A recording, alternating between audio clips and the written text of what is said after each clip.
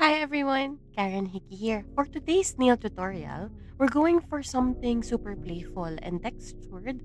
So ang napili ko is itong cactus nails with a 3D pink flower on top. After curing the base coat, I went in with my chosen base color. Bright green naman yung napili ko for this one. Sobrang lively lang nung shade niya, perfect as the background for yung mga cactus design natin. So using a soft brush, nilagay ko yung pigment powder doon, and then gently rub ko lang siya doon sa nail. Yung hindi super harsh na paglalagay natin doon sa nail. You want the colors na maging blended din siya doon sa nail tips natin.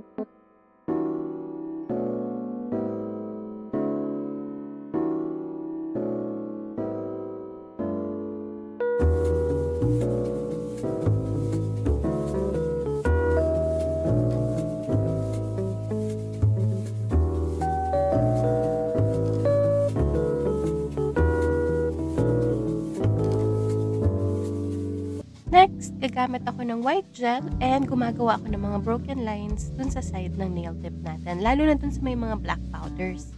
Parang effect niya is may konting shine or parang may mga cactus needles. Hindi ko siya masyadong pinantay, pero okay lang naman kung ano yung gusto nyo para mas mukha siyang natural. Mas after nun, gumamit pa rin ako ng same brush and nag-add ako ng mga maliliit na parang asterisk design doon sa mga pagitan ng mga broken lines natin. Naglagay din ako ng konting jelly colored on top of the design para magkaroon ng konting color and shine yung design natin.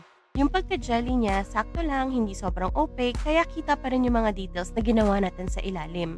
Kung muna siyang medyo mahaba, parang isang log na pink gel. Mas madali kasi i-divide pag buo muna. And then after that, i-cut natin siya, depende lang sa ilang petals na kailangan natin. For this design, gusto ko ng 5 petals lang, so hinati ko siya into 5 small pieces. Minsan, nagdadagdag ako ng extra if gusto kong magdagdag pa. Anyway, wag masyadong malaki yung cut kasi lalaki din naman siya pag press na natin siya dun sa nail. So for this one, ginamitan ko ng silicone tool para i-press yung beads natin at ma-flatten siya into long petals.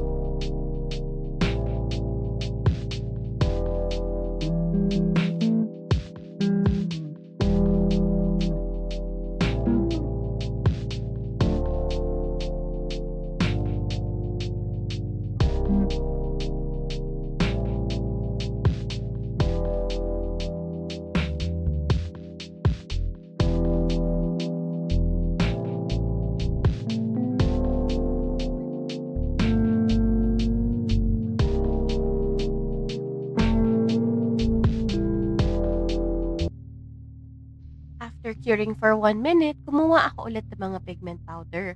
This time, red naman or dark pink para naman mag-add tayo ng konting darkness dun sa center ng flower natin.